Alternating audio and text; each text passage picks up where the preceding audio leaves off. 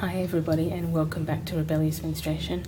This is going to be another top 5 and it is plus one extra, and it's going to be top 5 mistakes I made when I first started buying cloth pads. Number 1 is I purchased all of the things.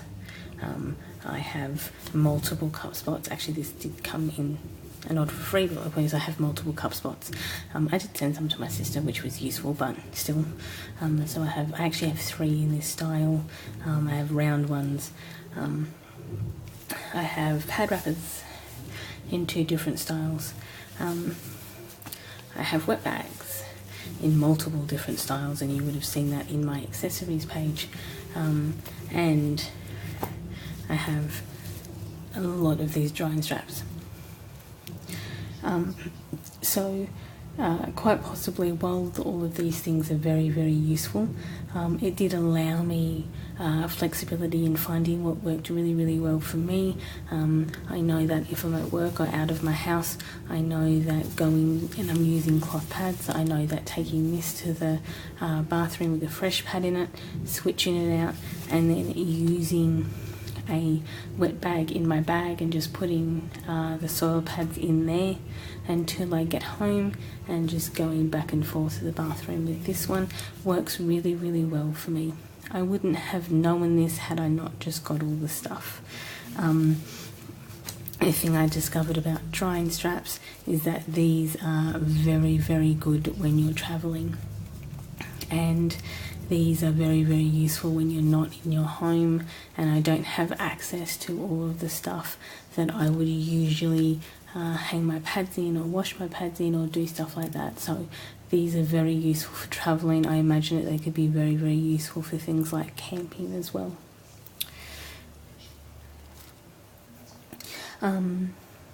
And so, you know, it did allow me to discover those types of things that, like, I don't particularly use a large wet bag at home. I will use a bucket and put all my soiled ones in a bucket instead. It just keeps it that little bit tidier than shoving them all in a wet bag. Number 2, I purchased Chinese cheapies and a Chinese cheapie menstrual cup. When I first started, they were actually the first things that I purchased. In hindsight, there are ethical concerns with Chinese cheapies. I have actually gone over this in my Chinese cheapie video, so you can always go and watch that. 2, I discovered that they're backed in PUL. None of my pads here are backed in PUL, but I found PUL backing to be ultra slippery, and they don't stay in the same position on your underwear. They can be very, very frustrating when you're actually a pad user, and it's actually really quite a turn off. I found Chinese cheapies to be like that. Some of Muff Dusters products are backed in PUL, and also Hannah pads. I had a series of Hannah pads. I think I bought a whole set from Hannah pads.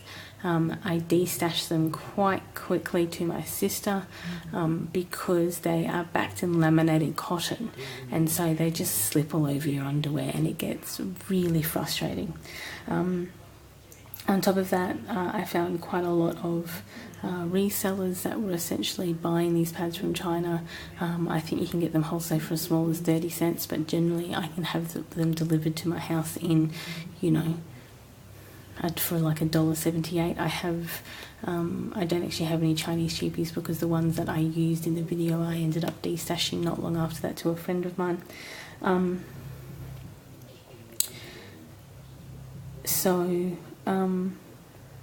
I didn't always, number 3, I didn't always read the descriptions of the cloth pads, and therefore sometimes I ordered really, really random cloth pads that I probably wouldn't or shouldn't have ordered in the first place, because they just kind of didn't suit me from the start.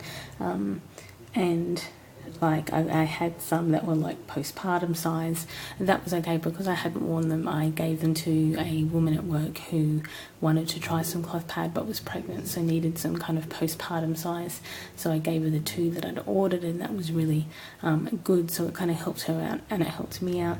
All the ones that didn't fit me or suit me, I did destash to both my sister and another friend of mine. There will be a destash video.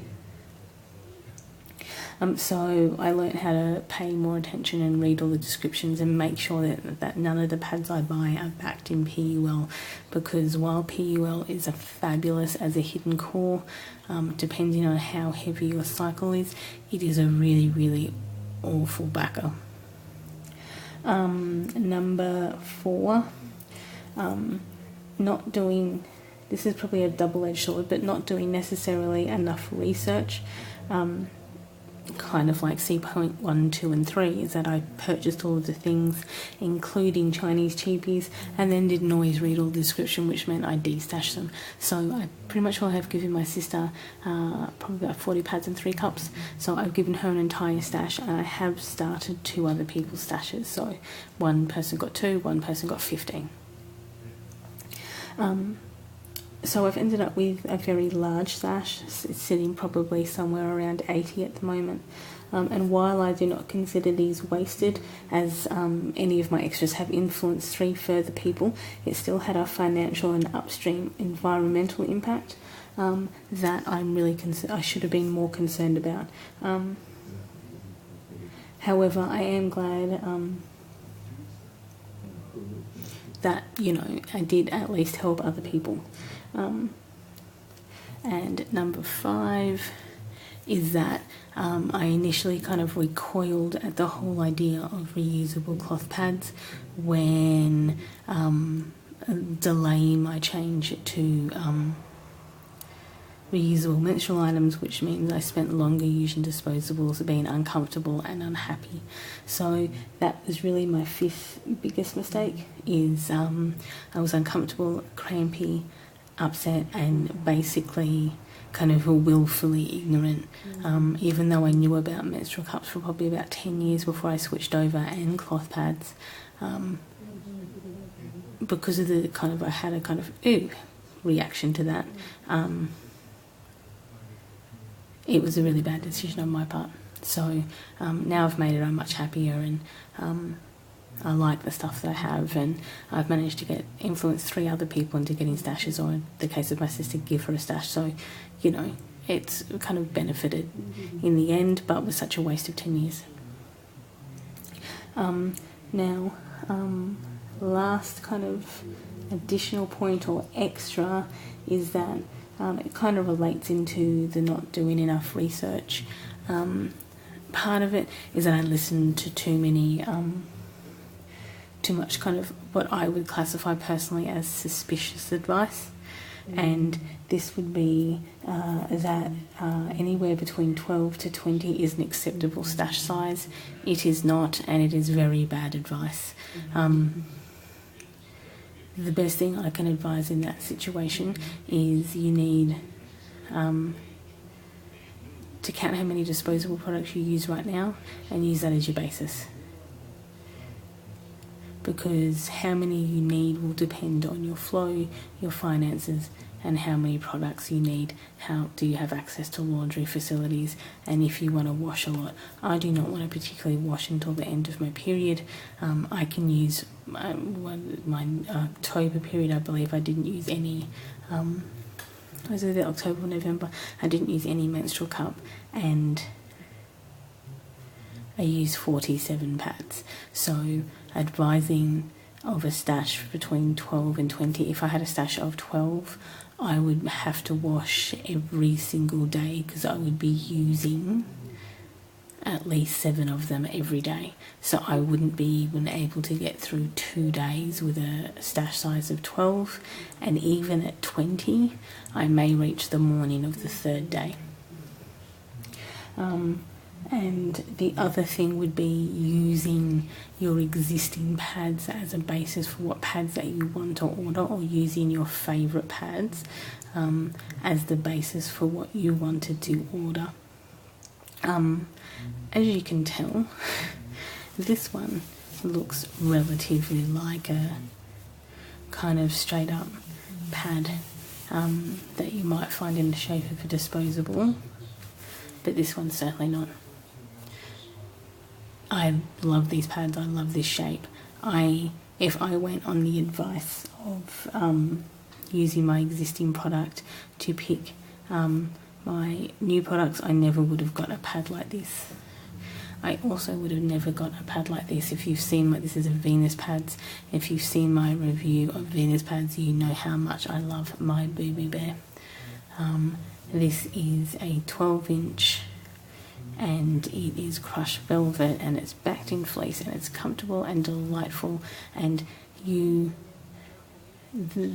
I never would have worn this size in a disposable. I never would have had access to this shape in a disposable, so it's not really the most sound advice. So it was A, not doing enough research, and B, listening to the wrong advice and the wrong research. So that was really less of a 6 point and more a continuation of the fourth point, sorry. Anyway, thanks for listening.